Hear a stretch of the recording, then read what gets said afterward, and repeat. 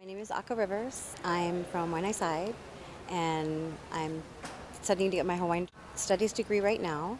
And when I go to UH, I'm gonna try and do either women's studies or psychology or social work. I want to work with women that have been abused. The first one that I wrote was the Birthright one. Um, that was my first cinquain. I was taking the creative writing class. I have always written, but I haven't written in a long time. I hadn't been able to. And I forced myself to take that class so it would get me back into it.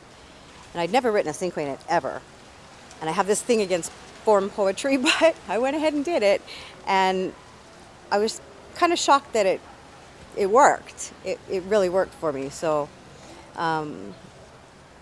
when I read it to the teacher, she liked it, and I was shocked about that too because I hadn't written anything in a very long time. So when she said I should submit it, I went ahead and did that, and she encouraged me to include the other one too. Birthright.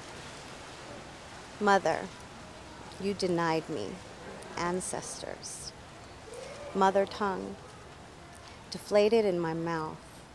Teeth stained. Howler.